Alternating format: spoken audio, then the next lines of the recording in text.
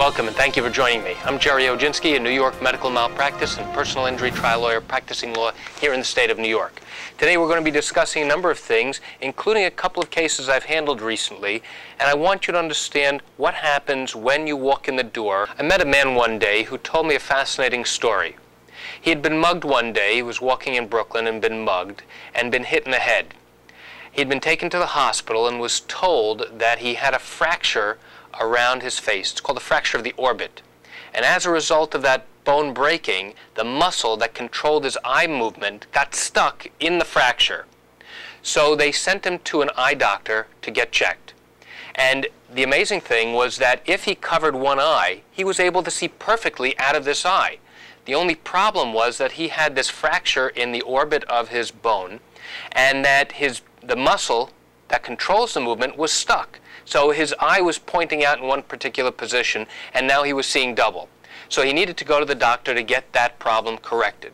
Well, the relatively simple procedure turned out to be not so simple. In fact, he agreed to have the procedure based upon the assurances made by the doctor.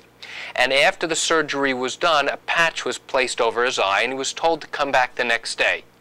The following day, he returns to the doctor's office. The patch is removed, and he's asked, "Well, what do you see now?" And he asked, "Did you take the patch off?" And at that point, additional tests were done. They sent him for a CAT scan to see what else could be going on.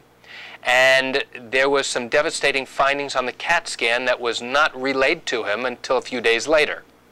As a result of the CAT scan findings, the doctor had him back in surgery the following day to re-explore the area that had just been opened up to fix. And despite moving around the pieces of the bone and the plate that was connecting the bones and releasing the muscle from the area where it was located, again a patch was placed over the eye, and the next day the patient was again asked to return to the office. When the patient returned to the office, the patch was removed, and again the patient was asked, "Well, what do you see?" And again the patient says, "I don't see anything. It's totally black." It was at that point that the patient first realized that he no longer had vision in this eye.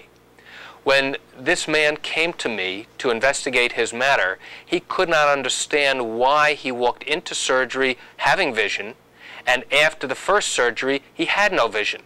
And the second surgery that was performed to investigate to find out what was going on, again provided no relief, and he remained blind forever. And what became obvious on the CAT scan that was taken on the day after the surgery, after the patch had been removed, and now the patient went back to have a CAT scan to find out what was going on, it became obvious to the doctors who were reading the CAT scan that the nerve that controls the vision in our eye, called the optic nerve, had literally been cut, transected, cut, during the first surgery. And that is something that never should have happened. And what was amazing was that the doctor who did the surgery never realized or recognized that this nerve had been cut during the original surgery. And that's what accounted for this man's vision loss, which was devastating. So here is someone who should have had normal vision simply by releasing the muscle from the broken bone, and he would have gone on to have a normal, healthy life. And it was only right before jury selection that we were able to resolve the case favorably for the client. The unfortunate reality is that he still has no vision in his eye. And that's it for today's tip. I'm Jerry Oginski. Thank you for joining me. Have a great day.